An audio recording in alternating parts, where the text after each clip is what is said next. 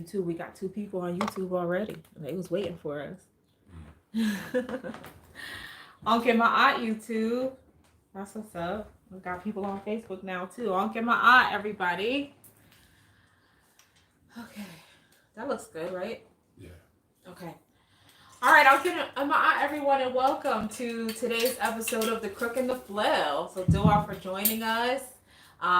We're at home. We're social distancing, but we got the current steady cover in the building, helping us with the technology, as well as the Sir Chef Armin Kau, our elder of our temple, just hanging out a little bit with them and with you guys. So do all for joining us. Do all for being here and for reaching out.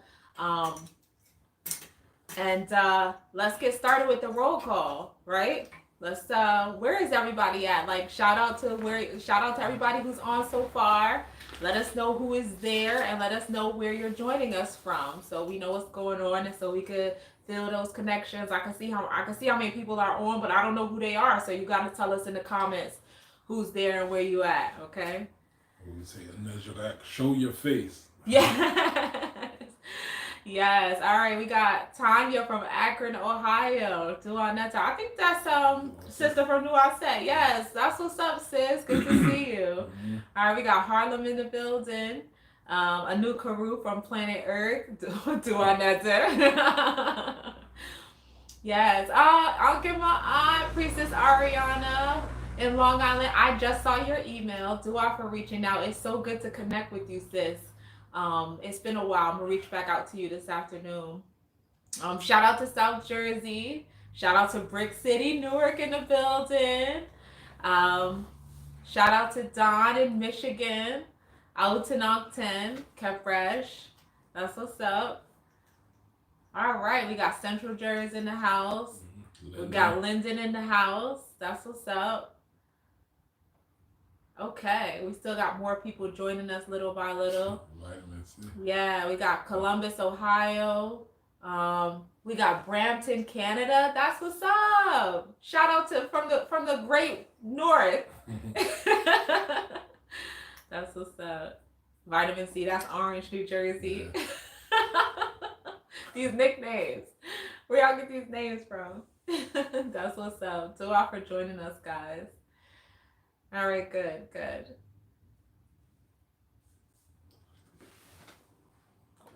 All right, so today, our episode, you said no sound, Facebook hating on me, family. Everyone else can hear us okay, though, I presume, because you guys chimed in on the roll call. Yeah, you'll let us know if it's a technical thing on our end. Okay. All right. Okay, good. All right, so our episode of the Crook and the Flail, you guys know this is a very different format from our communion format. So today will be a bit more interactive. We'll get a chance to answer you some questions.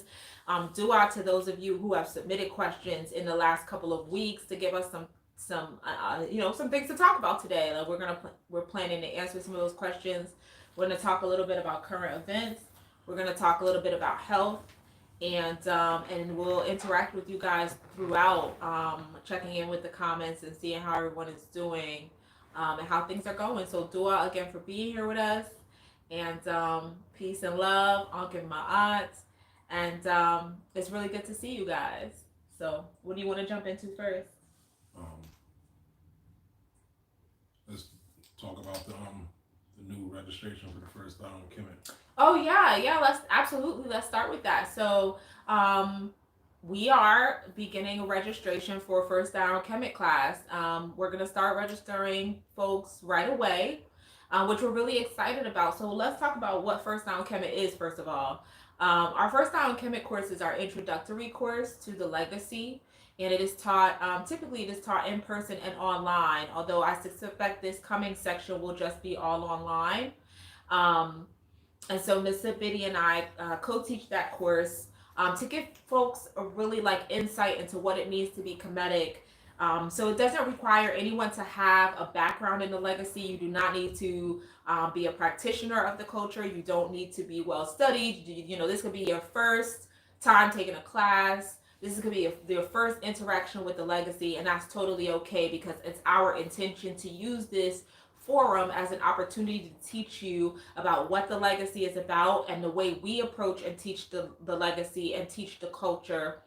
The purposes of that is to give you guys an opportunity to determine if living Kemetic, living the walk and walking the path of being a Kemetic and living Maat, if this is a choice that you want to make for yourself culturally and spiritually, right? So it's meant to give you as much information and insight as possible to help you to determine that for yourself, right?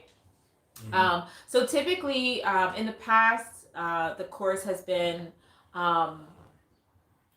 as I said, in person and online. We go over a variety of topics, such as we talk about like basic metal nectar. We talk about the Netaru and our understanding of nectar and the Netaru. We talk about history and the dynastic ages, as well as like the timeline of Kemetic spirituality. We talk about etiquette and ethics and conflict resolution and how Ma'at looks in action, like how it is that we treat one another and things like that, a variety of topics. I won't go into great detail because what we would like is for those of you who are interested in joining the class to come be a part of our first down Kemet orientation, which is when we will go over the course topics in great detail. We'll go through the syllabus and just kind of give you guys a really clear overview of what you can expect from the course. That orientation is going to take place on Saturday, June 6th, which is just a couple weeks from now.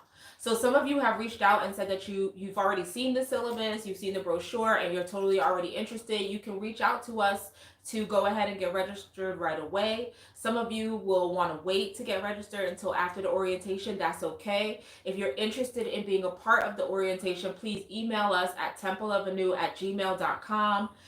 Thank you to Maakara for adding our email address to the chat. I know I saw it in there already. So again, email us templeavenue@gmail.com and ask for the Zoom link to be a part of our upcoming orientation. We'll also talk about the cost of the course at the orientation. Historically, we've priced the course at $450 per person. That's the investment that students make for the course. But this cycle, given the coronavirus quarantines and just the effect that this situation has had on everyone's pockets, we are doing a special discount for all the students who register for this cycle. So we'll talk about that and what that will mean.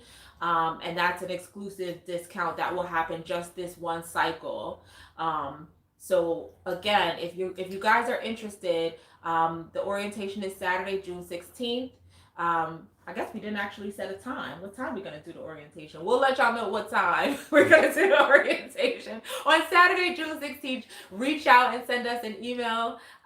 Give us your email address so we can give you the Zoom link. Let us know you're interested in being a part of the orientation and learning more about the course so you can decide whether or not you're ready to register at this time.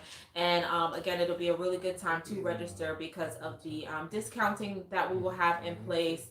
And we'll be able to answer any of the questions that you have about the course or about the course topics at that orientation.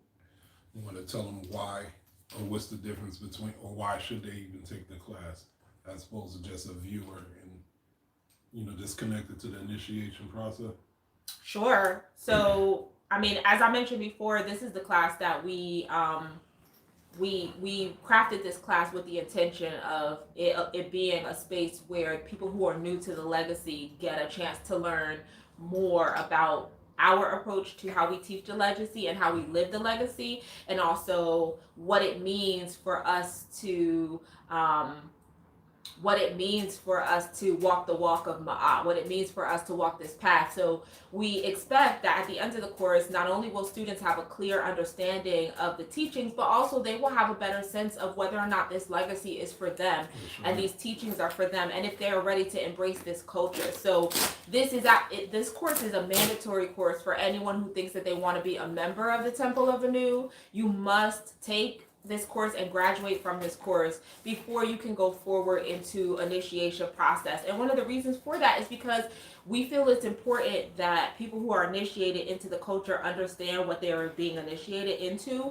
So we prioritize the education process. We want to make sure that you understand the principles of the legacy, you understand the rules of the legacy, you understand the structure of the tradition, you understand the ethics of the tradition, you understand the morals of the tradition. Um, we want to make sure you understand what you're getting yourself into before you get yourself into it. So it is not a requirement to get initiated to take first eye, but it is the first step to be initiated if you decide you want to be initiated. And of course, you can take first eye just for the background information, just for the guidance. You don't have to move forward into initiation if you choose not to at that point.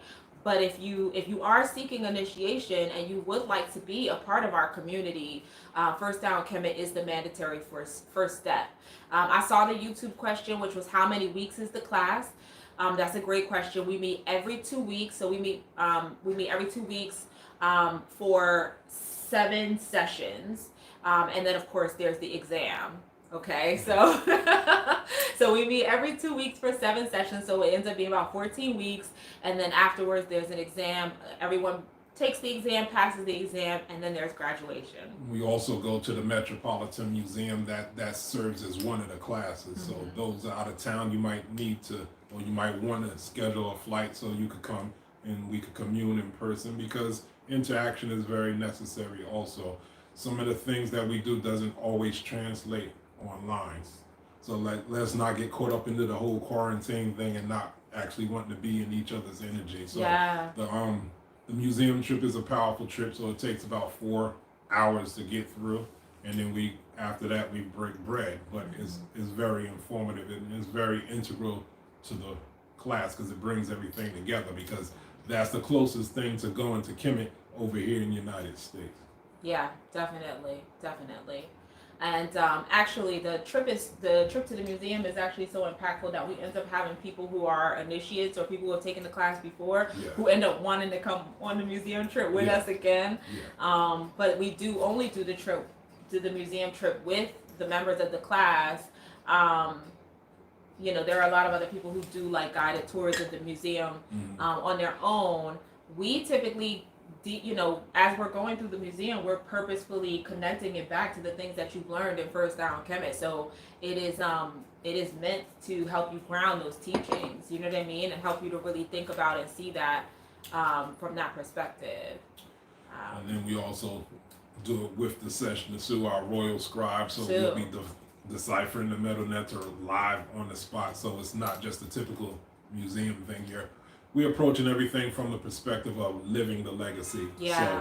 So we're scholastic, but we're actually practitioners. So the experience and the interpretations are often night and day from what it is that you're reading from the books. Yeah. And just so you know, like, taking a class is an investment. It doesn't cost anything. It's an investment that pays off as you go along. Yeah. And for those who are intimidated in the investment, it's okay.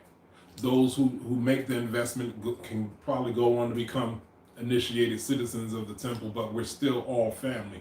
So it's a win-win situation for everyone. So if you're not ready to make that investment or to take the class, stay on the Crook and the Flail, stay coming to communion. Then where they have the Kemetic Ascension with the Shrine of Maat, where you're still learning copious amounts of information relatively for free. It is free. Yeah. So you could do that as long as you want to. You get ready to make that next step. So and we're there for you when you're ready to make that next step. Absolutely. So I see that as a win-win. Absolutely. Absolutely. I saw the question on YouTube about the date of the orientation. It is Saturday, June 6th. Okay, the 6th, which is, I believe, just 2 weeks from today. Okay. So again, please send us an email to templeofanu@gmail.com and confirm that you would like the Zoom link to be a part of the orientation, and we will be happy to send that out to you, and look forward to talking with you at that time. We'll share the syllabus with you. We will go over it in great detail, and we'll answer any questions that anyone has, so that you guys have the information you need to make a decision about whether or not you want to be a part of the course in this upcoming cycle. And this is a course that we offer when we find that there is enough interest in it. We've got a lot of calls and a lot of messages recently with people saying that they were interested. So we're offering the next section, and we'll offer another one after this one. So as Naswt said, if you're not ready now, that's okay. We don't take anything personally. We're just here if you're ready for that next step. And when you're ready for the next step, we'll still be here. Absolutely. I saw another YouTube question. Are there any classes after first hour chemet? Yes, after first hour chemet, we take those students who graduated first eye and who are interested in initiation. We take them through our initiation process, and that's something that we can go into greater detail into at another time if you want. But there are definitely classes for those who are candidates of initiation, and then we continue conversations and interactions with initiates as a community. And of course, initiates have access to the Saru, they have access to Naswt and I, so that education process continues. It's ongoing. So being a part of our community really means being a part of our community, and it just means that we get to stay connected and stay in touch with each other. We build together, we learn together, we grow together. So that's the goal, and that's what we invest in. True. Is our constant growth. Mm-hmm. Yeah. All right. So. You want to tell them about the article that you read about the president and what he had to say about so-called forced vaccination? I did read an article earlier this week that said that Donald Trump made it very clear from his perspective that there will be no forced vaccinations. I don't remember where I saw that article, though. That's my fault. I should have looked it up ahead of time. He did say that there would be no forced vaccinations on his watch. And Naswt joked with me that means we need to vote for Donald Trump in November.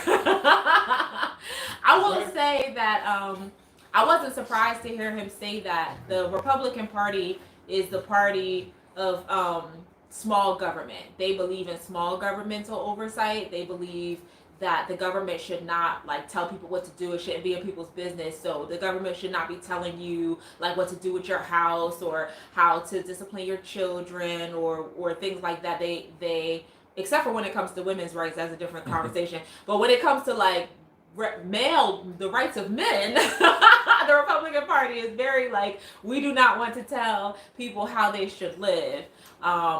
Actually, I would just extend that to say the Republican Party is the party that believes in not regulating the rights of white men. But so it's not surprising to me to hear Donald Trump say that he and the Republican Party would be against mandatory vaccinations, because mandatory vaccinations would be an overextension of governmental power, and therefore it would be against everything that the Republican Party says that they believe in, right? And have said that they believed in for a really long time.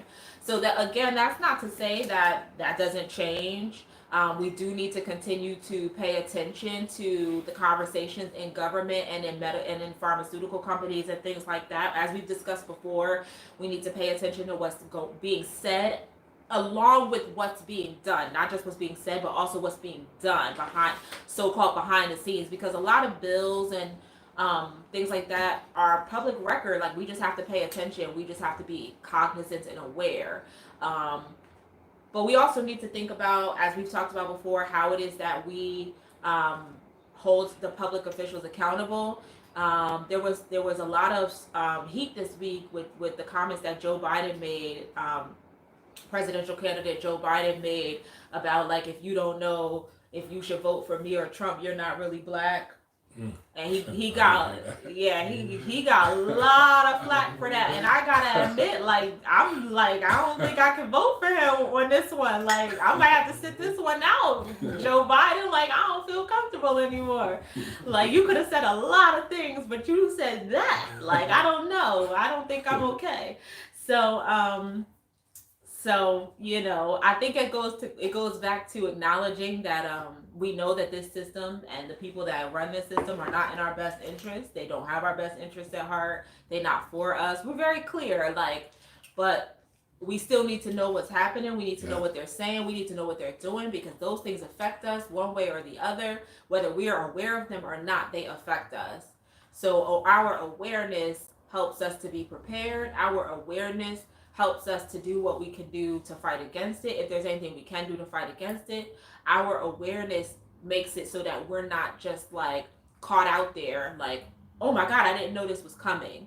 And actually, I could connect that back. We've been watching The Handmaid's Tale. Those of you who follow me on Facebook, I wrote a very long post about The Handmaid's Tale recently. That was a recommendation that came to us. It was a very good recommendation. So dua to Budakaya for that. But what I really appreciate about The Handmaid's Tale is that it shows us how it is that we need to pay attention, because when as you're watching The Handmaid's Tale, they are doing flashbacks to the things that were happening in society before the new government took over. Yeah. And those flashbacks show you that this new government did not happen all at once. Yeah. It happened over time. It was transitional. And there was this incident that happened that people weren't paying attention to, and then there was this incident that happened that people were like, oh, okay, it's no big deal. And then this incident happened and they were like, maybe we should be concerned. And then this, and then this, and then this, and then finally now there's this radical society where women are handmaids, right? So it didn't happen overnight. We just weren't paying attention to it right away. And so there has to be a sense of like, how are we watching the direction that things are going so that we get up and move and do what we need to do before they get to the place where they're going, right? Sure. And so that to me was a study in like how we pay attention to the energy that's in the air. How do we pay attention to the rising political tides? How do we pay attention to the changes in people's opinions and attitudes? I felt like The Handmaid's Tale was an excellent study, if we're watching it as a study of how, you overthrow a government and how a whole society changes. It's an excellent study in that. And so how do we then take those lessons and use them so that we don't get caught unawares, right? Like, because there's a moment where the woman wants to go into Canada, but she doesn't have a Canadian passport, and her partner has a Canadian passport and can able to. So if you have been paying attention, maybe you would have left earlier. Maybe you would have got the Canadian passport. Maybe you would have got your paperwork together ahead of time. Maybe you would have. You understand what I'm saying? But because you weren't paying attention, now it's the last minute. Now it's too late.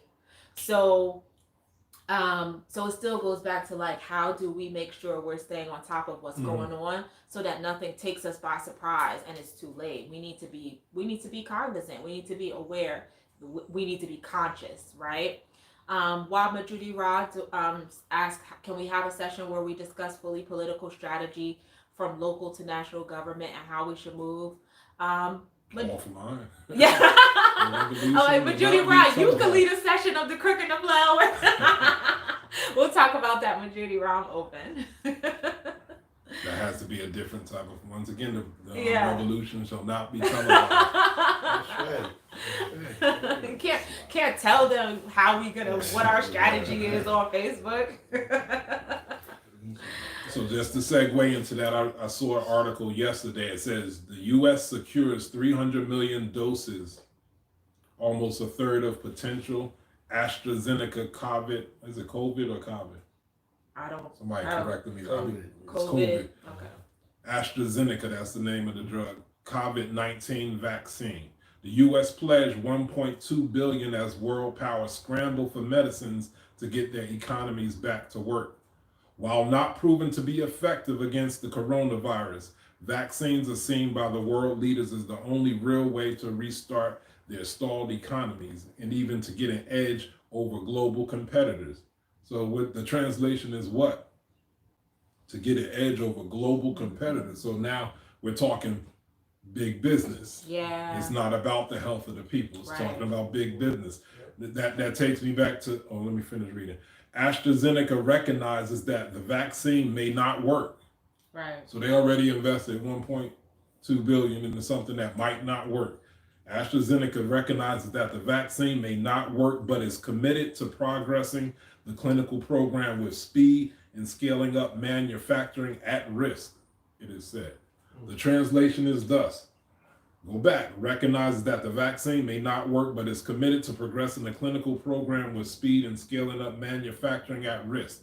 So this takes me back to 2 weeks ago on the Crook and the Flail when I was talking about Madagascar, and they came up with what they believe to be the cure to COVID-19, and they call it COVID-19, and it's Artemisia, wormwood, and it's a tonic. Yeah. What did the WHO have to say about that? They say it's not proven to work, just like they just said these vaccines, it recognizes the vaccine may not work. And it said something about manufacturing at risk. It said there was no evidence that their tonic that they have works, and that you could be putting your health at risk. Yet here we are 2 weeks later, they're saying the same thing. Yep. Yep. Pfizer and Johnson & Johnson, so now we're talking big companies, are also in various stages of the vaccine development. Pfizer. Pfizer. Okay. So it goes back to they're not interested in cure, they're interested in patenting cure. Yes. Mm-hmm. Mm-hmm. So I'm going to segue into this other article from Trinity College in Dublin. It was released May 15, 2020. It's about vitamin D.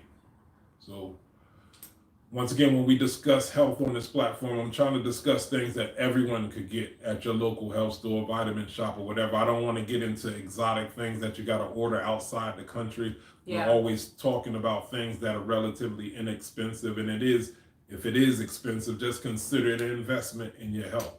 And your health is always the best investment, because you can't enjoy your money, your family, and anything if you don't have proper mental, physical, and spiritual health. That's right. So the article says, vitamin D determines the severity in COVID-19.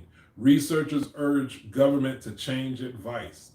So this is coming from Dublin. So once again, outside of the United States, everyone else is on cutting edge technology. United States is about control and perception of their power. Right. They always want to be the hero. So Right. if they can always be the hero, then they get to control your perceptions. Right. They control the information, therefore controlling your mind. But they're always behind on cutting edge. They're behind Madagascar. I would expect the WHO, if they would say there is no evidence that it works, I would expect them to get their hands on the tonic, and 2 weeks later they're like, yo, we checked it out and it's nonsense. Be careful that stuff them Africans are doing over there. But they didn't do it. So now they're scurrying because this is big business for them. So once again, vitamin D determines severity in the COVID-19. Researchers urge government to change advice. So now here we're talking about a demonstration of Maat. So before, usually on the Crook and Flail, we talk about remedies. Several weeks back, I think 4 weeks or 6 weeks ago, we gave a whole course on the immune system and how it functions. And every week after that, I added a herb or essential oil that could support your immunity. So now we're talking two things. We're talking about what you could do to possibly prevent the disease, and the other side of it, what to do if you still contract it in spite of all the things that you do. How to reduce the intensity of the disease, because we have to realize that just because you contract it is not a death sentence. Once again, it is not a death sentence. So they say the death toll is up to 375,000. And respectfully, I'll say that's negligible when you consider the population that's in the country now. Is negligible compared to the number of the people that actually survive it. There's no celebration to all the people that survive it. It's just this fear philosophy that's being pushed by how many people are actually dying. Mm-hmm. So it's a time for us as melanated folks, or you melanated folks, to start assessing our health, because what we're told thus far is that in our community, we have a lot of the so-called underlying issues that make us susceptible to this virus. Underlying issues like diabetes, high blood pressure, alcoholism. What else did we talk about? What else are our underlying issues? Smoking, drinking. Yeah. And mind you, each one of those things that I said, those are manageable. Diabetes, hypertension, all those things are manageable by diet, lifestyle, and your paradigm. Mm-hmm. Now, when I'm saying paradigm, we're talking about your worldview, how you look at the world, how you even think. Mind your mind. Mind your mind. Mm-hmm. So once again, these things are not a death sentence. It's more of an opportunity to reassess how we feel about ourselves. True. So now we have to ask the question, do you love yourself? Mm. And if you love yourself, do you love life? Mm-hmm. And does your love for self and love for life, does it coincide? And does your love for self and love for life, or is your love for self and love for life, is it sustainable? Because when the things like drinking, smoking, alcoholism, if you claim and you love yourself and you're indulging in those things become factors into your lifestyle, we have to question, do you have a pure form of love? And is that love sustainable? When you have all of those things going on in your life, or is it sustainable in this state or in this condition of society when you have this so-called virus that's killing people? So is your love of self and your love of life sustainable? So let me get to the article.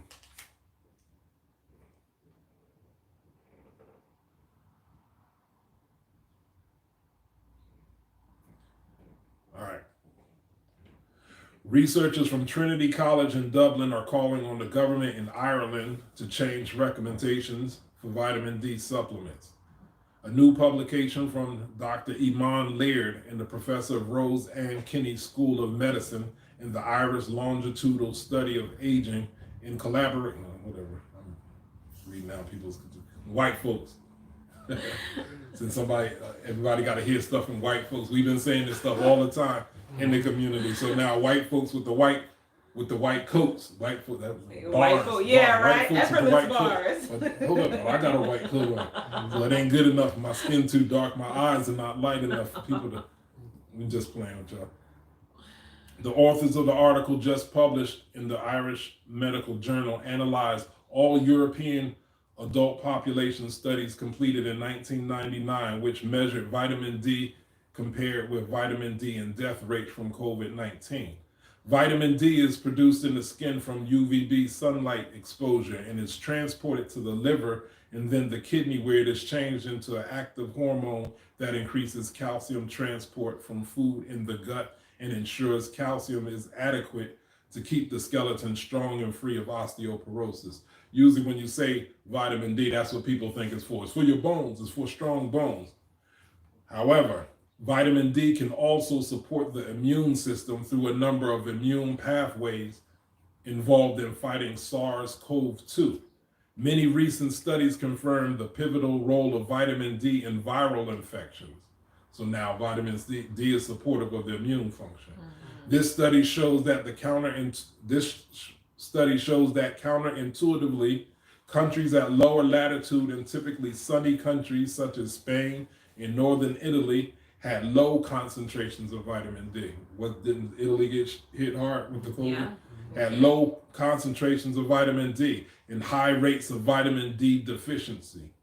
These countries also experienced the highest infection and death rates in Europe. This is telling. The northern latitude countries of Norway, Finland, and Sweden have higher vitamin D levels despite UVB sunlight exposure. Because supplementation and fortification of food is more common, they got a better diet, higher in vitamin D. These Nordic countries have lower COVID-19 infection and death rates. The correlation between low vitamin D levels and a death from COVID-19 is statistically significant. The authors propose that whereas optimizing vitamin D levels will certainly benefit bone and muscle health, the data suggests that it is also likely to reduce serious COVID-19 complications. This may be because vitamin D is important in the regulation and the suppression of inflammatory cytokine response, meaning your immune system responds by inflaming. In the case of COVID-19, it inflames the lungs. So it's pretty much like an overreaction of the immune system. So you have this inflammation coming from your immune system because it can't quite recognize this virus. So if that cytokine storm, if it keeps going unchecked, eventually you'll die of lack of oxygenation because of the inflammation. So the cells become inflamed, the lungs become inflamed, and you can't get air into the cells or the lungs, so you die of oxygen starvation. This may be because the vitamin D is important in the cytokine response, which causes the severe consequences of COVID-19 and acute respiratory distress syndrome associated with ventilation and death. That's what I just said. So people are dying from a lack of oxygen because of severe inflammation. So part of building up the immunity or so-called fighting against this disease will be on an anti-inflammatory diet, taking herbs that's alkaline, having a high alkaline diet, alkaline water, alkaline herbs. So all of these support the anti-inflammatory environment. Professor Rose Ann Kinney said, In England, Scotland, Wales, and public health bodies have revised recommendations since COVID-19 outbreak. Recommendations now state that all adults should take at least 400 IU of vitamin D daily, whereas there are currently no results from randomized controlled trials to conclusively prove that vitamin D beneficially affects COVID-19 outcomes. Remember, these are outside studies, outside of the normally sponsored entities, I'll say. COVID-19 outcomes. There's a strong circumstantial, this is key, there's strong circumstantial evidence of association between vitamin D and the severity of COVID-19 responses, including death. This study further confirms this association. We call on the Irish government to update guidelines as a matter of urgency and encourage all adults to take supplements during the COVID-19 crisis. Deficiency is frequent in Ireland. Deficiency is most prevalent with age, obesity in men, in ethnic minorities, in people with diabetes, hypertension, and in nursing homes. We just discussed that. Here we see the observational evidence of the link of vitamin D with mortality. Here we go. Optimizing vitamin D intake to public health guidelines will certainly have benefits for overall health and support immune function. Research like this is still exploratory, and we need to further trials to have concrete evidence on the level of vitamin D that is needed for optimal immune function. However, like this also reminds us how low our vitamin D status is in the population, even in sunny countries, and adds further weight to some sort of mandatory vitamin D fortification policy. If Nordic countries are allowed to do this, there's no reason Ireland, the UK, or the rest of Europe can't either. So, us as ethnic people, or you melanated folks, we're chronically low in vitamin E. It's at 400 IEUs. We're so chronically low, we need, y'all think I'm bugging, we need like 5,000 to 10,000 a day. That's how chronically low we are. Remember, we're African people.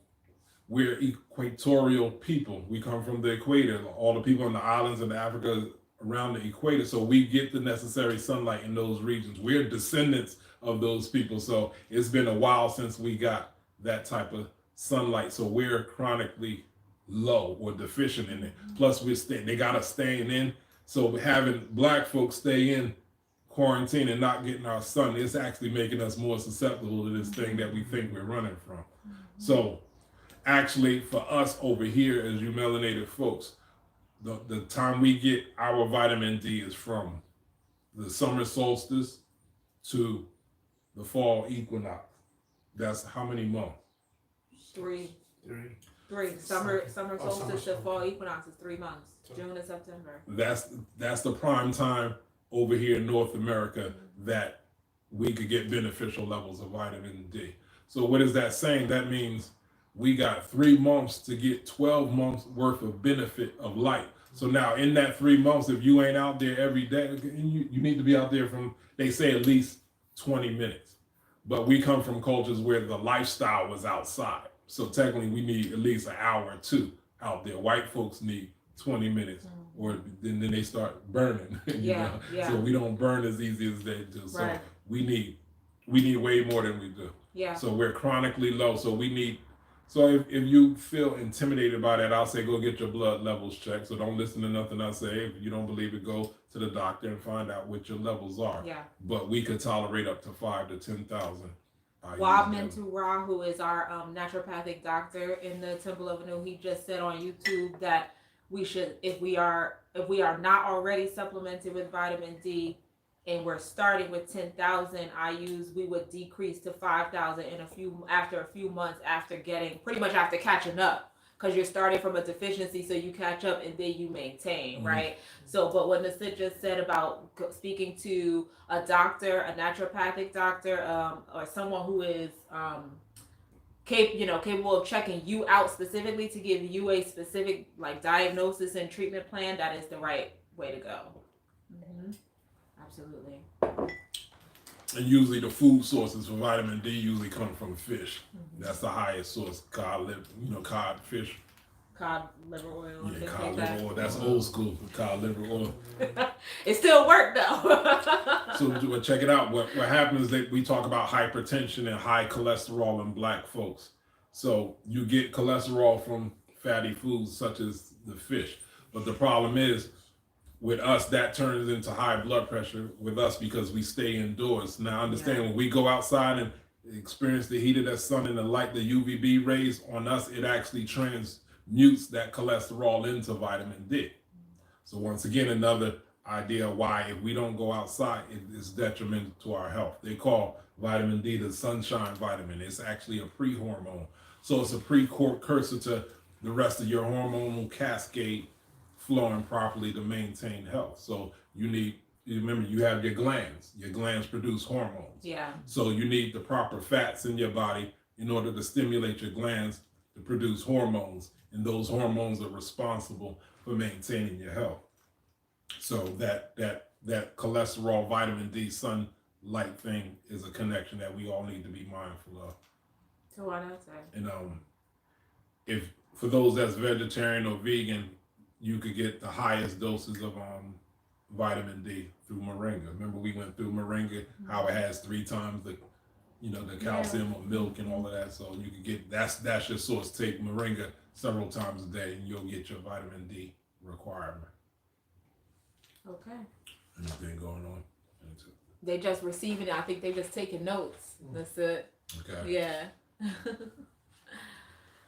good. So you want to deal with that question? Yeah. So a couple weeks ago, we got a question in the email. Do offer that question, and it was about the brother was asking, what does it take to live Maat? Mm-hmm.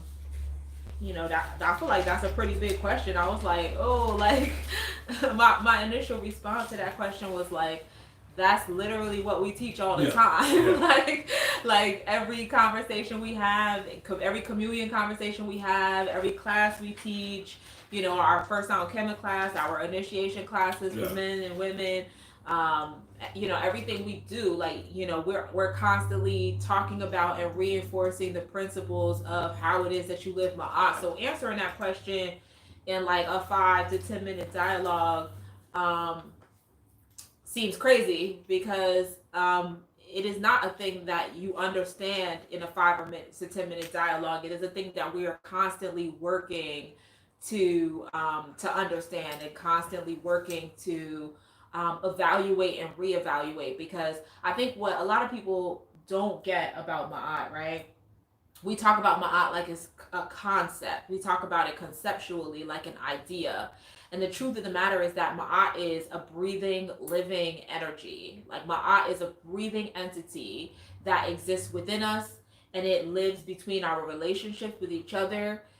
It is living in the relationship between us and our ancestors. Maat is living in the relationship between us and the Natru. It is living between the relationship between us and nature.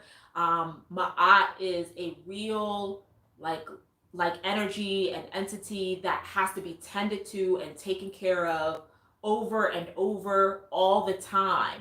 So even if you have taking care of Maat today, just like with your child, just like with your pet, just like with your mate, you will have to take care of Maat again tomorrow, and again the day after that, and again the day after that.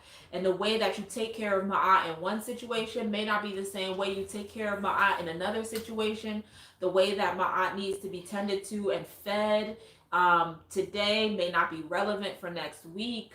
And the way that some of us struggle with Maat is going to be different. Some of us will struggle with Maat. Some of us will struggle to be truthful, but we will have no problem whatsoever with being fair, right? Mm. And so even though we're maybe not telling the truth, that doesn't mean that we're not upholding fairness. Some of us will struggle with being fair, but we will struggle. Some of us will struggle being fair, but we'll totally be okay with being able to be harmonious in relationships, at least making people feel like the relationship is harmonious, right? We'll be very good about tending to people's emotions and making the relationships feel harmonious, but not very good at extending fairness. Sure. Some people will struggle with harmony in relationships, but be very good at being reciprocal in relationships. And so everybody's struggle is a little different, and the things that we work on are a little different, and the way that that looks in action is a little different. So when the question came, it was like, right, we just finished talking about yeah, like we're gonna talk about that again. It's such a big question. There's so many different things to talk about on that subject. And I think what it comes down to for me is that, you know, I always find myself encouraging initiates in the temple to, as we study the wisdom text, to find the wisdom text that speaks to them the most.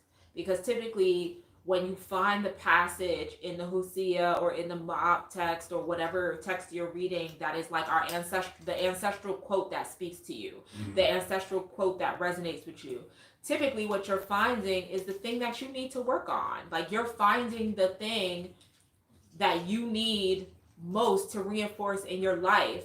So, you know, that is the thing that when you are in the dark night of the soul, you're going to go in your mind, you're going to go back to that text and recite it to yourself, and it's going to remind you about how to stay Ma'at. Like, when you are interacting with other people, you're going to recite that text in your mind, and it's going to remind you how to deal with conflict and how to approach that other person and how to be considerate of their feelings. Like, that when we study the Sebai, when we study the wisdom teachings, it is preparing us to actually be ready to live Ma'at day in and day out in real time, in real life situations. So at the end of the day, like, how do you live Ma'at, or what does it mean to live Ma'at? It means to prepare to do the right thing. It means to be looking forward to walking the path. It means like studying in order to apply, right? And it means being willing to take that journey, that sometimes you're going to get it wrong, and sometimes you're going to make mistakes, and you're going to cultivate isfet and chaos, but then that gives you a new opportunity, because now you get to go through the journey of restoring Ma'at as well, and there's lessons there too, and there's, you know, gifts that you're going to get from that process, and ways that you're going to grow from that process as well. So, you know, what does it mean to live Ma'at? It means to just keep trying, right? It just means to keep constantly trying to be our best and highest selves, for ourselves and for each other and for our ancestors and for the upliftment of our future as well. When we are being our best selves, that's the example we're setting for our children too. So the commitment to constantly just keep trying is the example that we're setting, and it is saying something about who we are, and it is saying something about who we choose to be, and that is the charge, right? The charge is like to be intentional about who we want to be, and be intentional about the world that we want to leave behind for our descendants. Chat is quiet today. Yeah, they are quiet today, but that's okay. I'll finish that out by reading a passage from the wisdom text. It's in the Hosea, right? This is my beat up copy, because I read it a lot. It's in the book of Kunanuk on page 32. And it says, the balancing of the land lies in Ma'at, truth, justice, and righteousness. Do not speak falsely, for you are great. Do not act lightly, for you have weight. Be not untrue, for you are the balance. And do not swerve, for you are the standard. You are on the level with the balance. If it tilts, then you will lean too. Do not drift, rather steer. Do not rob, rather act against the robber. For one is not really great if he is great with greed. If you turn your face from violence, who will punish wrongdoing? So I like that quote so much, because again, it's just a really good reminder that like everything we do, it either feeds Ma'at or it starves Ma'at, right? So If you speak falsely, then you are minimizing your own greatness, your own potential for excellence. The divinity that lives within you is minimized by your speaking falsely, by your telling lies. You are detracting from Ma'at when you speak falsely. You are detracting from Ma'at when you act like your behavior has no consequence to it, right? Like everything that we do matters and everything that we are matters. So when we act like, oh, it's okay that I don't keep my word today, or it's okay that I don't show up to this thing that people are expecting me, or it's okay that I don't, demonstrate reciprocity in that relationship because it's no big deal. Like you're minimizing your own sense of importance. Like, how can we say we are divine beings in the flesh, but then turn around and act like we have no importance? True. Or we have no value? Like we're valuable not just to ourselves, but we're valuable to other people. If you don't know that you're valuable to someone, to other people, like you got some spiritual work you need to do. We got to get you through some baths, sure, and some tapping and some meditations, because every single one of us has value to someone else out there. So when we act lightly and we act like our actions don't matter, or our absence doesn't matter, or whatever, then we're minimizing that truth. We're acting like our actions have no consequence, and every action has a consequence, right? It's either a punishment or it's a reward, but it still has a consequence, right? Be not untrue, for you are the balance, and do not swerve, for you are the standard. And that speaks again, like, to other people are watching us, other people are learning from us. So when we talk about we are Ma'at, we are divine beings, then how are you holding true to the standard? How are you maintaining the balance? How are you demonstrating that in your life, in your walk, and through your actions and through your choices? What you do will be an example of what your children will do. So create the standard for them, because if you don't create the standard, then your children will start thinking the standard is over here when really the standard is over here. But because you didn't uphold that and you didn't manifest that, and because you swerved when you should have stayed straight on the path, now the standard is off from the beginning. It says, do not drift, rather steer. That means be in control of your destiny. It means that you don't allow things to just happen to you. It means that you don't just like, oh, I guess I have to let Isfet be. I have to let chaos reign. I have to let disharmony reign. I have to let disorder reign, because that's just the way it is. Like, you have control over this, and you have control over your mouth. You have control over your thoughts. You have control over your heart. So everything that happens that you do and happens in your domain, you have a say over. So there is no like, oh, I'm just gonna like drift along aimlessly. That is a choice. Like, let's be very clear. The choice to not do anything is still a choice. So what choices are you making? Are you making choices that uphold Ma'at? Are you steering Ma'at with your actions? Are you purposefully and intentionally creating Ma'at and feeding Ma'at with your choices? Or are you choosing to drift? Are you choosing to just ignore Isfet? Are you choosing to just, well, whatever happens, happens? That's a choice. So it still comes back to, like, we have the right to make those choices. Do not rob, rather act against the robber. For one is not really great if he is great with greed. And I like those passages in the ending of this, because it speaks to not just about how we have a responsibility in our lives to contribute to Ma'at, but we also have a responsibility to check Isfet when we see it. So like in the Temple of Anu, in our community, if somebody is robbing, I have the responsibility and the right to be like, excuse me, sir, excuse me, ma'am, knock it off, right? Because I can't just be like, oh, that's her business, I guess she's gonna have to deal with that. Like, no, that's all of our business. What happens to Ma'at is all of our business, but because Ma'at belongs to all of us, and Ma'at lives and breathes in all of us. So if you are violating Ma'at, that's a problem for me, and I have the right to say something. Just like if I'm violating Ma'at, that's a problem for you, and someone has the right to say something to me. Someone has the right to tell me that I need to get back on my path and get back on the square of Ma'at, right? Like, I can't just let it slide.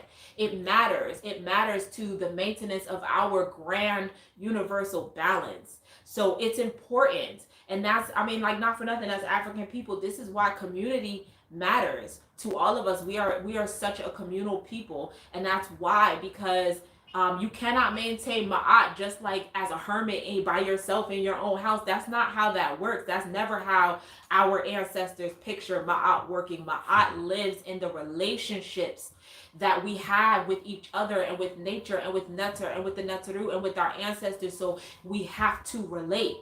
We have to commune. That's right. We have to hold each other accountable. That's right. Because who holds, if you mistreat nature, who holds you accountable to that? Like people be like, well, karma, etc. You're right, karma will hold you accountable, but I'm also gonna hold you accountable. Let's be clear. If you in my circle and you mistreating nature and you're disrespecting the Neteru and you disrespecting the ancestors and you violating I'm gonna hold you accountable. That's my charge.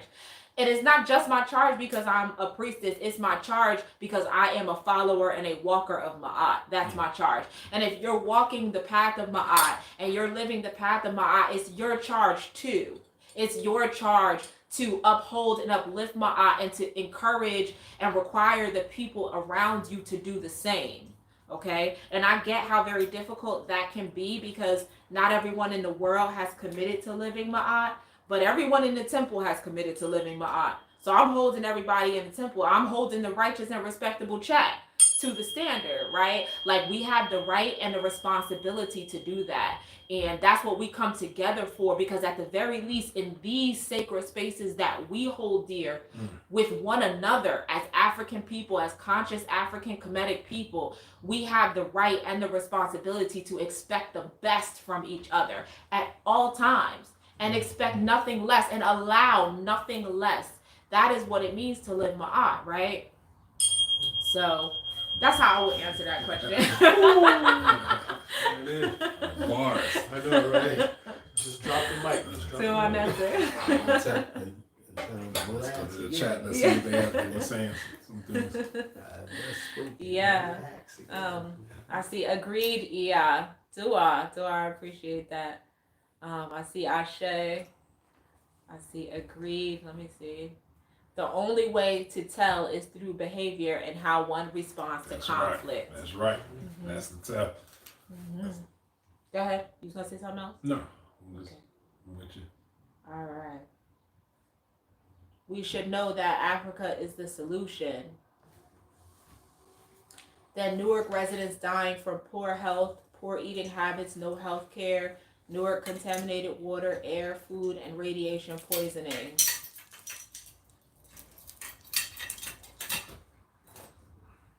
You want to speak on that? I don't even know what to say about that. Okay. They need to tune into the Crook and Flail communion on Sunday. Encourage as many people as you can to tune in and to catch up on our past episodes, which are all still available on YouTube and Facebook.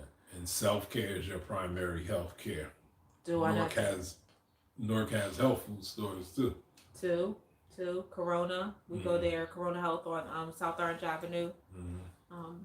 I see Dua Ma'at Neb too. And I heard him say something about the mayor, like he don't know any better. He know, he's getting his orders from higher above him, and he's choosing to believe whatever they're telling him. So in the conscious circles, we appear to be a little bit more informed. So if we're that concerned about the people, then it has to go from not each one teach one, but each one teach some. Yes.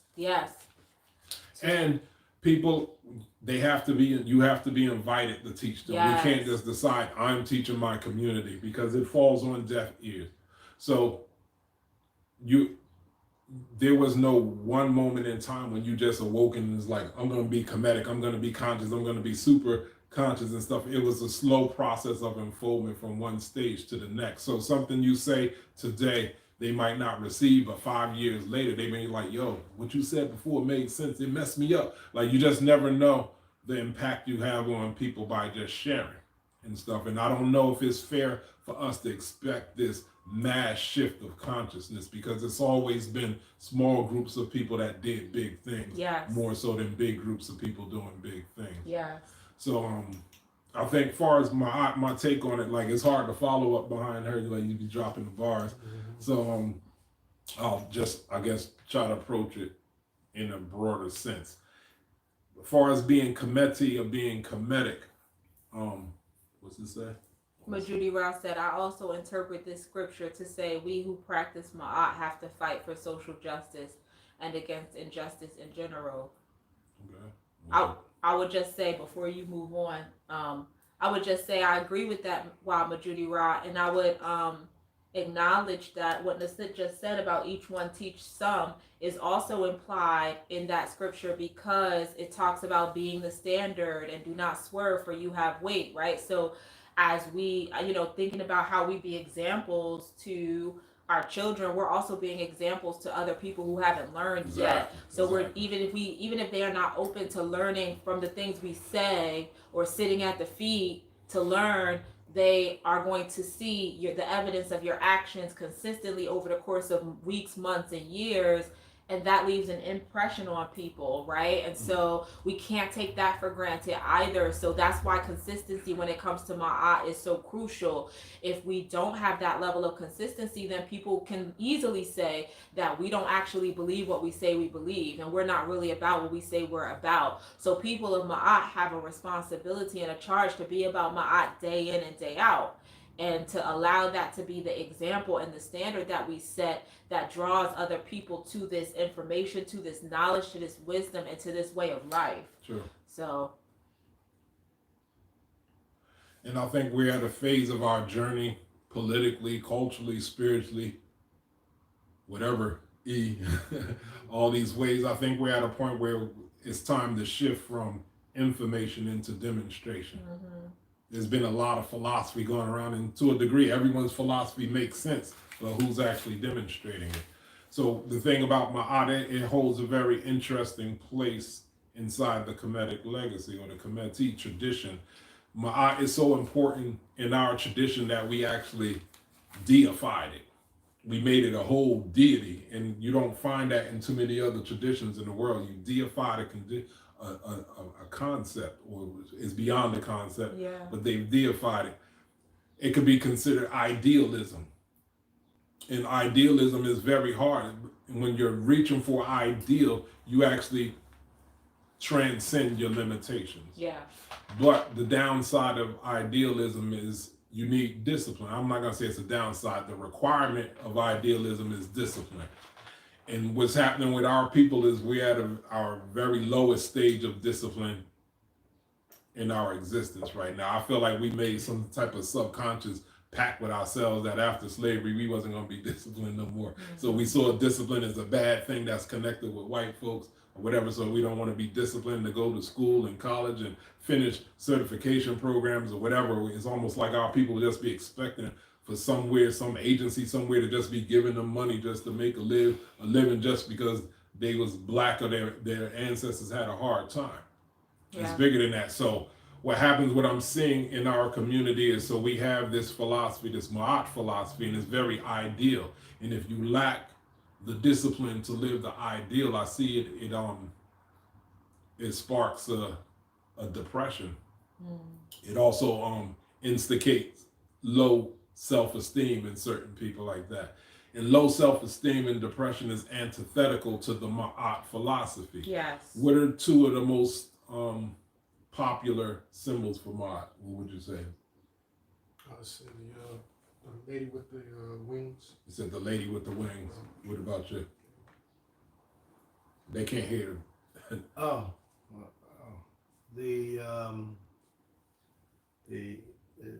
gonna. She has a feather. She was Ma'at wears a feather on her head. Losing gray matter over there. So she's he with us. So the two, I would say the shuti, which is the feather of Ma'at, and then the scales are the two symbols. That would be mine. Okay, so we'll go with the scales. So we have that symbol, the most popular symbol of the scales that's being weighed next to the ig or the ab, the heart. So technically what it's saying, if Ma'at is our philosophy, every Kemite is supposed to be good. Every Kemite is supposed to be walking around with a light heart. But what I see reflected in our community from the very same people that use this word Ma'at, I'm seeing heavy hearts. It's almost like our people be campaigning to be discontent or disappointed in something. So that's antithetical to that image of the heart being weighed next to light. So that scene of the heart is actually a register in the afterlife scenery in the Kemetic tradition. So the afterlife is considered to be the spirit realm. The spirit life is associated with the dead in deities and in spirits.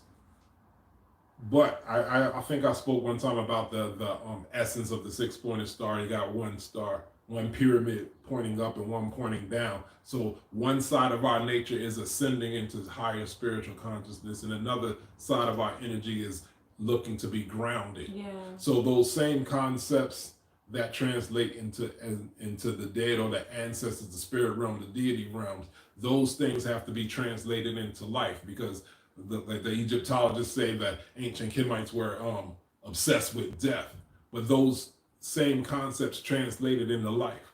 So we talk about this thing called the 42 principles of Maat. So you trying to say they had to wait till they died to find out it, to start doing righteous? Like, no, this thing was a statement of the life that they lived. Mm-hmm. So when you're in the world of the living and you're in tune with the dead or the ancestors, and you're in tune with the spirits, all of those things are part of the spirit life, then you are said to live a spiritual life. Mm-hmm. So now when you're living a spiritual life in tune with your ancestors, in tune with the deities, in tune with the spirits, then you don't fear death, because you live life like how you would exist in death. So when you head towards that gateway or that doorway of eternity, you don't have any fear. But those who live this life and not in tune with those principles, they're scared as hell of death, because they don't know. While we're familiar with all those principles, that's going to be required when you pass that. So when we're dealing with Maat, there's a shadow side of it. It's talking about like guilt. So guilt is antithetical to Maat. So you shouldn't have guilt or heavy heart. You can have remorse, but not necessarily guilt. So remorse comes from two Latin words. Re means again, mordere, which means to bite. So something that bites you again and again. So it's kind of like understanding that the earth is a school and we're learning. So you came here not perfect. So you came here to perfect. You're in the process of perfecting. So when you hear people use the word Ma'at, it's almost like they be assuming that they're the embodiment of Ma'at and they got it all together. So when something gets brought to their attention that they've done something wrong, it kind of instigates a poor response. So people start feeling guilty, like, oh, I'm not perfect. Damn, I messed up. So you can have remorse, but you shouldn't have guilt. Right. When I'm seeing in our community, I feel like people are campaigning for guilt, campaigning for disappointment, campaigning for discontentment. So we're all the Kemites that use this word Ma'at. Why isn't everybody light of heart? Mm-hmm. I see in our community, we almost use Ma'at and we weaponize it, and we use it as a form of trolling others. We start pointing fingers like, you disobeyed Ma'at. You should be disappointed in yourself. I look at you different. Then that goes on ourselves, like, damn, I broke my heart. I'm disappointed in myself. Damn, I'm mad at myself. And what do they say the definition of when anger and rage turn inward? That's called what? Rage. No. When rage is turned inward. Depression. Depression is antithetical to Ma'at. So we're not supposed to be wallowing in those feelings. So we greet each other, we say Ankh and Ma'at, living in truth. We say truth, justice, righteousness, harmony, order, balance, reciprocity. That thing is primary in our tradition. So if you're not coming from a place of balance with everything, then all the decisions that you make are going to be wrong. Right. That's why Ma'at is primary in our tradition. You hear people get creative with words. They say understanding, and they say overstanding, and they say understanding. So I was conferring and speaking with Baba Haru, but Baba Haru put me on another new word. He said center standing. Yeah. And I'm like, that's hot. So Ma'at is center standing. So Ma'at is a centrospective approach to life. So now we come from Judeo-Christian backgrounds. In the Judeo-Christian backgrounds, we understand the polarity between what's good and what's bad, or what's evil and what's good. So we say Ari Ben is what's evil. Ari Nefer or Ari Nefer was good acts, good actions. So we're already clear on we thought we was clear on what's good and what's bad. So what we have to do is look at the comparison between Ma'at and good. So if life was about just being good and doing good, then we would have deified the word Nefer and made that a deity, but we didn't. We deified the word Ma'at and we venerated Ma'at. Right. Does that mean we marginalize Nefer? Does it mean we marginalize good acts? No. No. So when we come from a centrospective position, Ma'at will always encourage us to proliferate good into the world. So good is always safe. Good is always primary for us because a centrospective, a balanced perspective of things, you will always be encouraged to do good. Yeah. You're like, so Naswt, what about evil? So from a centrospective position, Ma'at will let you know how to redeem yourself from the evil that you commit. Right. When they say the higher the light shines, the greater the shadow. Yeah. So you're here, you already got a certain amount of negativity programmed into your behavior. It's things that you were conditioned from your parents. It's things that was genetically, that came with you genetically that you have to deal with. So you have to find out, through Ma'at, we have to always look at ourselves and find out how can we alleviate or redeem ourselves from that evil. So now we have examples in society. We always go with the proverbial drug dealer or the proverbial gangster, and how I guess the community pats people like that on the back when they give the free dinners for Turkey and Thanksgiving and be like, see, he ain't that bad. And it's true. It's telling you about this paradox of life, how sometimes evil people could do good. So are those people really evil, or are they just doing evil things? Yeah. So when these so-called evil people do these things, it means that they have something that is redeemable in their character and their persona. What I always thought interesting was, like, when I watched the old black movies, they had y'all remember the Maat and stuff. They always had this pimp figure, and the pimp would be dressed up and he would have the nice car. And I just saw in one scene in the movie, the pimp would come out and he have a whole wad of money, and all the kids would come around him and he's passing out money to the kids, not to play no game on the kids. And he was saying, you staying in school? And they be like, yeah, something like he'll give money to them. If I find you not in school, you're not gonna get no more money. And then one of them said, I want to be like you, Goldie. He said, never let me hear you say you want to be like me. You could be a doctor, a lawyer, and something, so he gave him the business and he gave him the money. So how does that play on the psyche of the kid is, well, Goldie's a pimp and he's not a bad guy. So he's still gonna walk away still wanting to be like Goldie, even though Goldie told him to be a doctor or a lawyer. Why is that? Because I don't know about y'all, when is the last time you seen doctors and lawyers come in the hood and give out money to the kids and encourage them to stay in school? You don't see the doctors and lawyers. Some of these children might have been sons and daughters of doctors and lawyers. Doctors and lawyers are very busy. Doctors and lawyers don't always get a chance to interact with their kids, therefore leaving them vulnerable to unsuspecting characters in the world. So that was just my observation. But so it's just showing you that type of person still has something redeemable in their character, that they might have just found themselves in that station in life and they're just stuck. So let's go with the transverse of that is, what about the good person? The so-called good person who does all the prayers, who does the meditations, who does the libations and stuff. And what happened if they do one or two things wrong? Does it negate all the good that they've done? Just like the so-called bad guy, just because they did these couple good things does not negate all the bad that they've done in their life. So on the other side, when you do all the good things and you do these several bad things, it does not negate all the good things that you've done. Right. And so what I'm saying from our people is, when they break a rule, the guilt is so heavy that they think that they have to be perpetually punished forever. Right. And that's why we have this concept called Suruj Ma'at, how to restore balance. That's why we have a holiday called Hinek Ma'at, the presentation of Ma'at, where us as a community come together and we tend to mend things and make things right with self as well as others. So now Ma'at is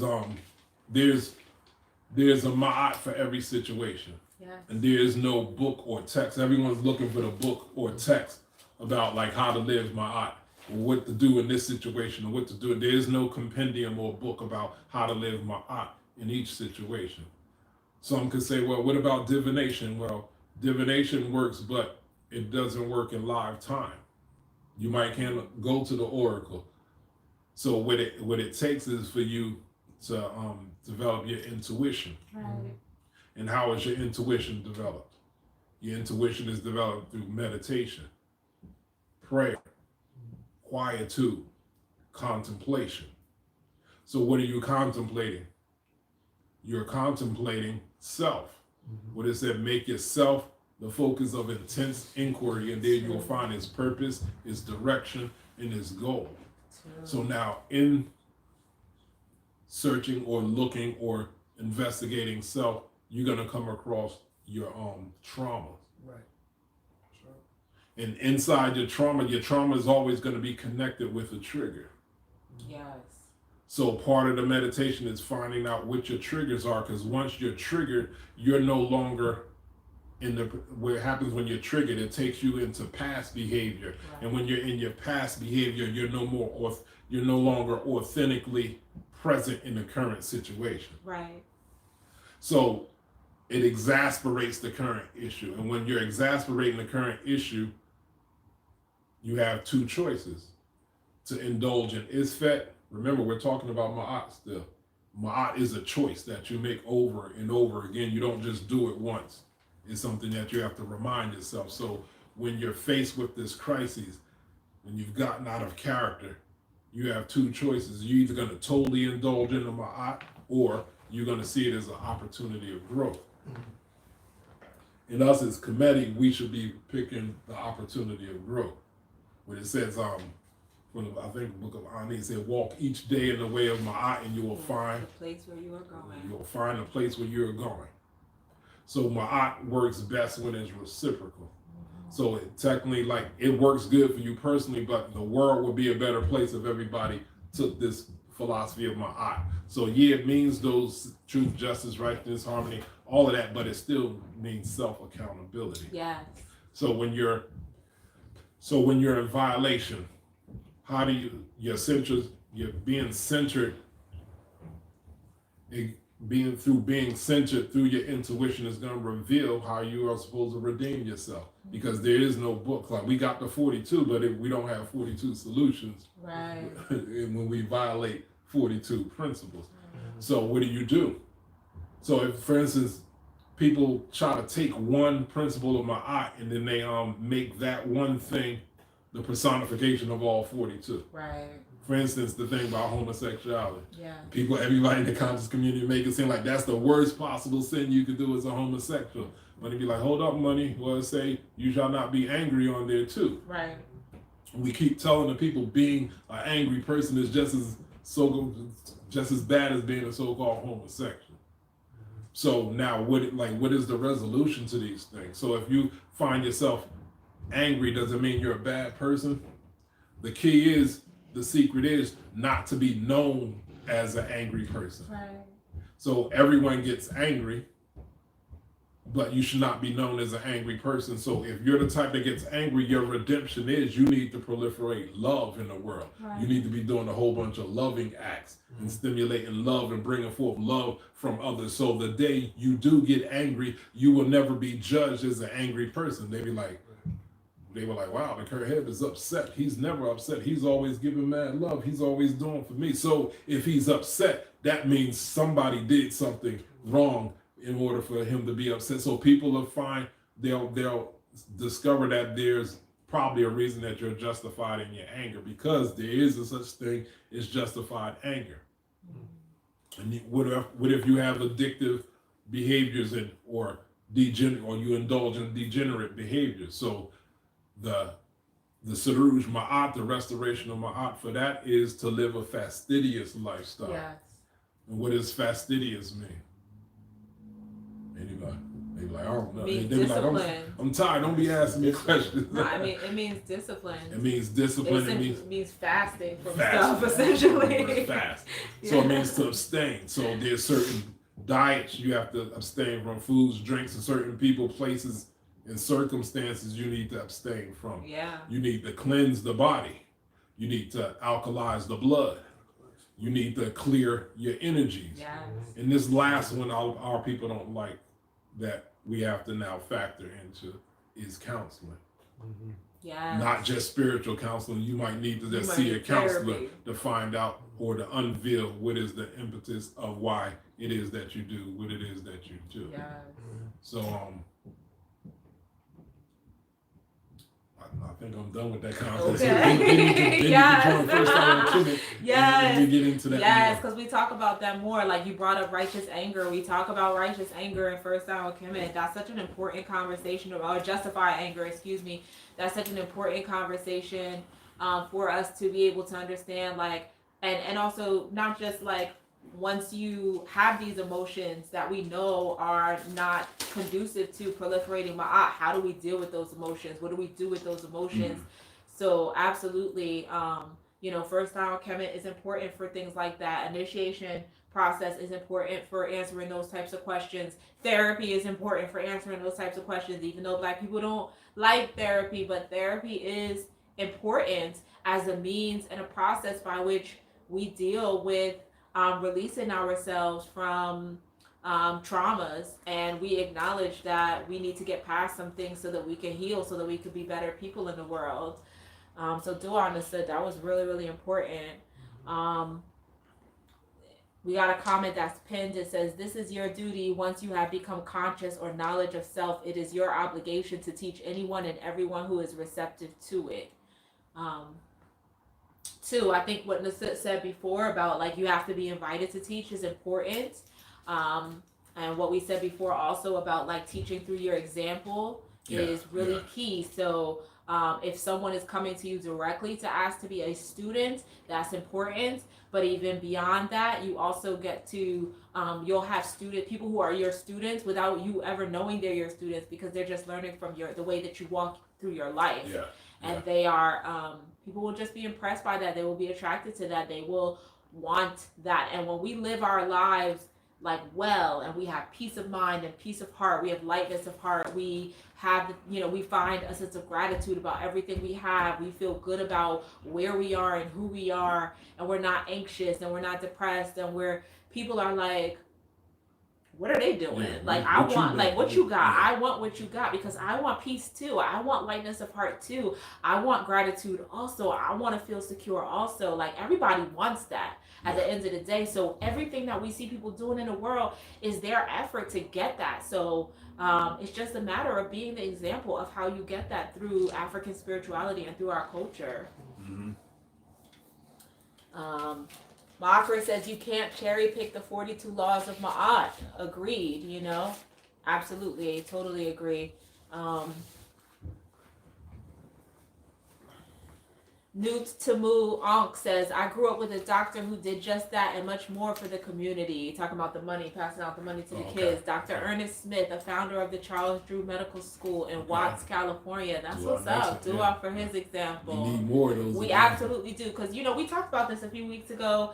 Might have been like the first episode of the Crook and the Flail, where we were talking about like the responsibility of those of us who kind of come up in the world to not leave the hood. Because what happens when Black people get into middle class, upper middle class, they become doctors, they get them PhDs, and the first thing they want to do is get out of the hood, right, and go someplace else. So if you leave the hood, how does the hood ever come up? Like, so how do we invest in our community? How do we make our hoods better? And how do we make sure, that we are not leaving our people behind? So dua neta to Dr. Ernest Smith for his contributions. And, I just think that's important for all of us to think that way about, like, how do we uplift our people instead of just running from our people? Wabet Shamset said, great analogies being given to Soot. Kayeka said, I like that center standing. We'll have to let Baba know. Yeah. It is your charge when you come into the world to bring more good into the world and let none of that good be lost. African spiritual cosmology is a beautiful thing because it's all one, just beautiful. Dua Nutter. Yeah. Ma'at is like the concept of Iwapele in the Ifa tradition, a concept that is deified. Agreed, right? Yeah. Mm-hmm. Let's see. How do you address the use of force by government?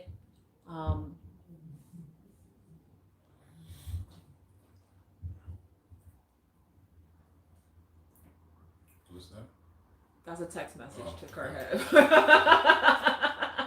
You getting private messages over here, brother. I won't tell Makara. No, I'm just kidding. It was from her. It was from her. I'm just messing with you. Oh, yes. Okay. Go ahead. I don't know what. Essie Taid asked, do we have the book of prayers in yet? Yes, we do have the book of Art of Prayer is in stock. Essie, I'm going to send you a message as soon as we get finished with this because I know you wanted to pick up a copy. So I will make sure you get the message today about where to pick it up from, okay? What was that question about? Yeah, I'm going to go back. The question was, how do you address this use of force by government? I think this is the same. This is Munira, who was also talking about like the poisoning of the water and the air and things like that in Newark, New Jersey. So That's more like a political thing, right? yeah, You're talking spiritual concepts, getting yourself, your mind right, making better decisions. Because we always have to start with self. Sometimes we spend a lot of time trying to get everybody else right when we got to start with self and understand that this world or this version or this illusion of the world is something that we created. We co-created these things on a whole other dimension. So a lot of things and experiences that you come across, this is all frequency, this is all vibrance, this is all vibration. So a lot of the things don't make sense to your mind, but you've resonated yourself into the. What's so funny? I'm just laughing at the text. I'm the bad the comments. Go ahead. Yeah, so once again, every experience is a vibration. So us as melanated folks, we have to take responsibility for our vibration. I'm talking spiritually now. That question is politically loaded, but as a spiritualist, we're still talking about the principles of vibration and frequency, and you could control the quality of your experience based off of control of thought, control of words, control of deeds. Yeah. So we put ourselves in a position where we're always reacting to something the government or some outer entity is putting, and we're putting ourselves in a position where we're reacting instead of creating our own reality. Yeah. So we need, and so if that's the case, if they're empowered, then we need to find out like what can we do that's within our control, starting with ourselves, right, in our bodies and in our households and inside our personal circles. Then it proliferates from there. But there's no one answer to say this is how we're going to stop them poisoning the air, the water, or whatever. Right. Yeah. I agree with that. So we have to use our technology. Or how do we clarify our space? How do we cleanse our space? What herbs are we taking? Yes. Do we know how to purify our own water? Do you even know how to breathe? The air is the air, but do you know how to extract the vital elements from the air to make it life-giving towards you? Because most people, in my opinion, don't know how to breathe properly. Yeah.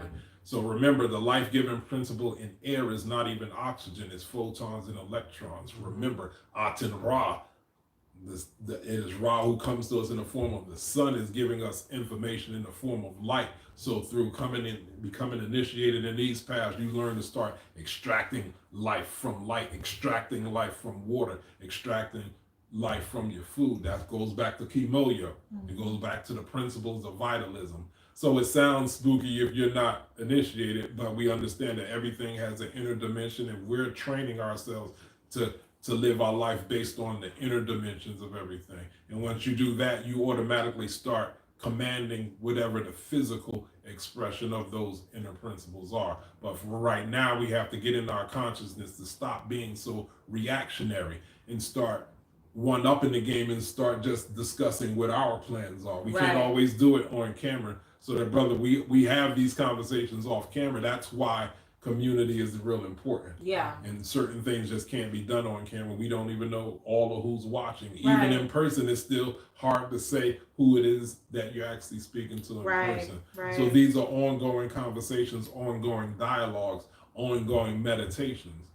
So it's ultimately going to come down. We need a movement of our people, a movement of you melanated people, whether they're Kemetic, Yoruba, whatever. We need to start being self-accountable. Yeah.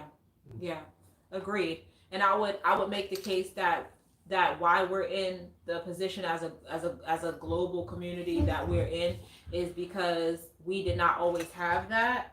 and not enough collectively. There may be pockets of people who had it, but who did not work together, or who allowed their community to be dismantled for a variety of reasons. Like, for example, people talk about, not following this leader or that leader because they made some mistakes in their life.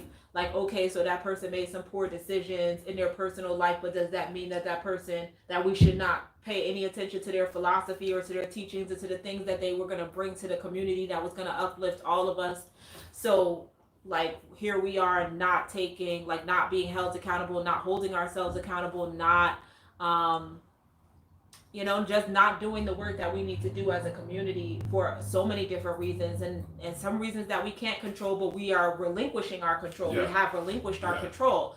And so what we're advocating for is taking back our control, taking back our sovereignty on that subject, and choosing to hold ourselves accountable and to put our magic and our energy and our power to use to our own betterment to the best of our ability, and not to just decide that we don't have power, or that we don't have the capacity to do things to change the world around us or to change the way that the world affects us, right? Sure. And I do agree with you, Kaika. Certain plans and responses should not be discussed publicly.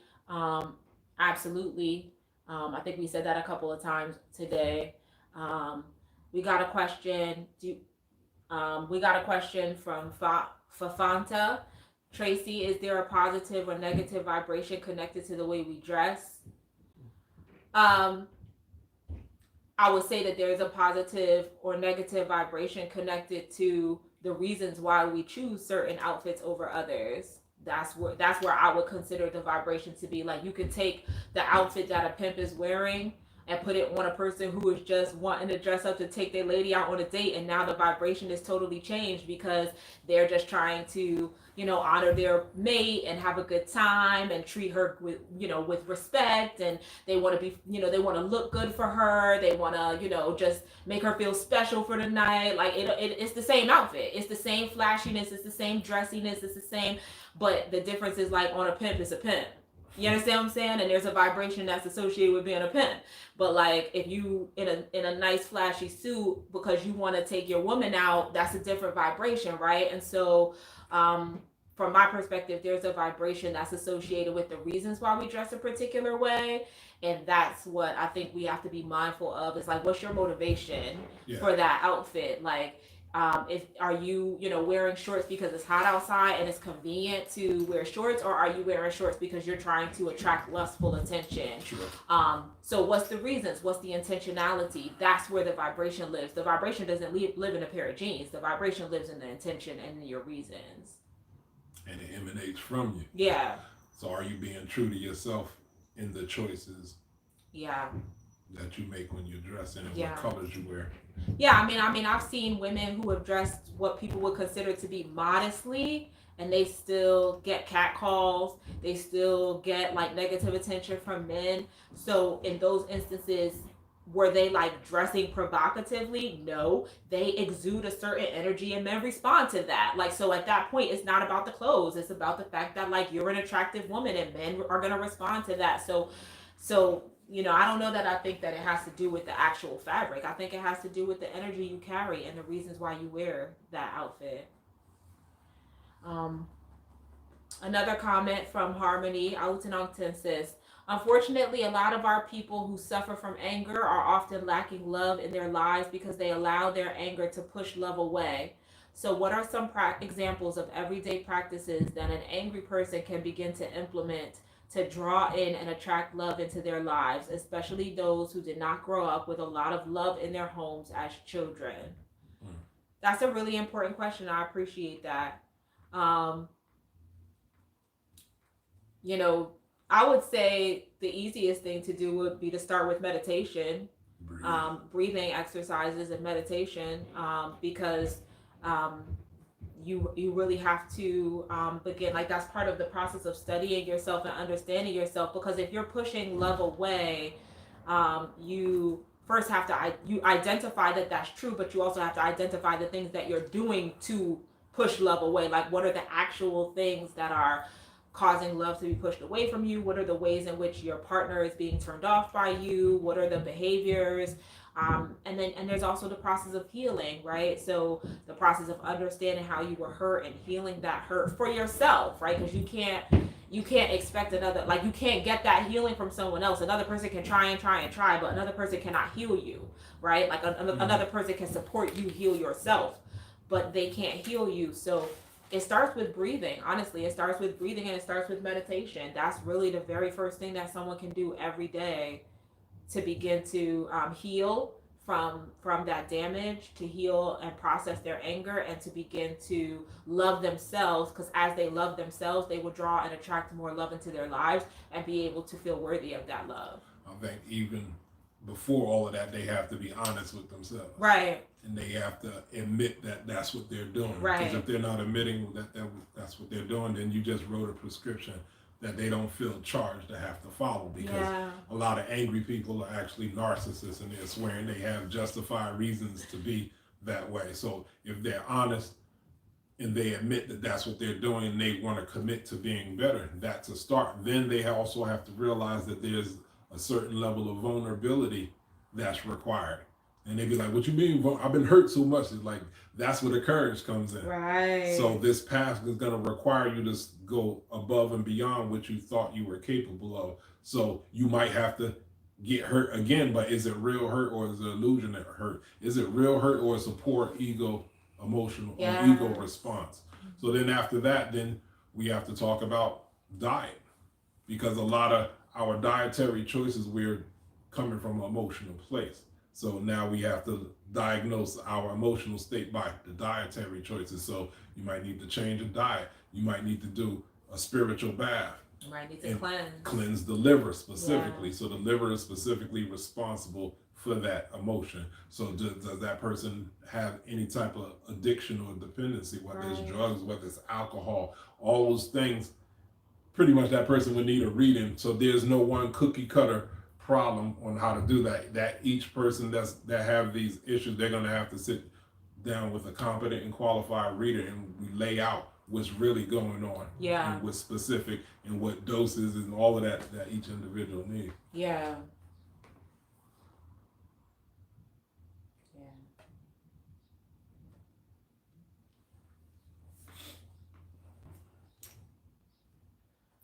Munira says, you are our spiritual warrior. I get it. You are our spiritual warrior's leader.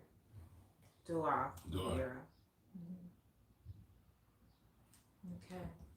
All right. Well, I think that's everything. That's all the questions from the chat. And I think we addressed everything that we wanted to address today. It's been about an hour and 40 minutes or so. So we all good, ready to log off? Or you wanted to? There was other questions, but if they good, then we good. Like, we're not trying to hold them.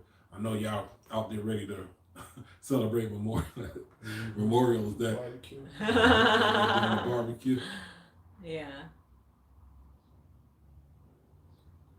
It's weird, we get the chatty people at communion, and for the Crook and Flail, they be chilling. That's just Ma'akra typing. Okay. She just typing up what you said. What about the chat? YouTube?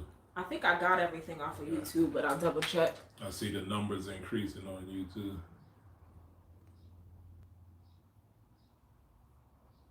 Yeah, we didn't have any new comments on YouTube or questions. So are we all good to the chat? Are we good for today? Give us a thumbs up, a like. Let us know if we're all good. And let's close out by thanking everyone in advance for their donations for today, and for the energy that you guys give us reciprocally for being here with us, the reciprocity you show for being here with us today. For those of you who are interested in sending a donation and have not been able to do so today, you can do so by Cash App. So it's $ Temple of Anu, or you can do so on PayPal, templeofanu@gmail.com. We are exceedingly grateful for the energy and the reciprocity that you show to us, the Maat that you breathe life to in your relationships with us, we're just extremely grateful for that, and we thank you. And as we always say, we will be here with you and for you, even without the donations. But we appreciate the energy that is sent to us to continue the work that we do. We will be back here next Sunday at 1 p.m. for our regularly scheduled communion service, and we appreciate you guys being prepared for that and being at the ready on the live stream on Facebook or YouTube next Sunday at 1 p.m. Don't forget to reach out to us if you're interested in being a part of the First Down Kemet orientation on Saturday, June 6th. Okay, please reach out to us on send us an email to our Gmail account to let us know if you would like the Zoom link to be a part of that orientation. Okay, because we are going to start that class very soon. And those of you who are interested in learning more about this legacy or about starting the process to become a member, an initiate member of the Temple of Anu, you're going to want to enroll in that class. We appreciate and love you guys so much. Dua for being with us. All right. Shami Matad.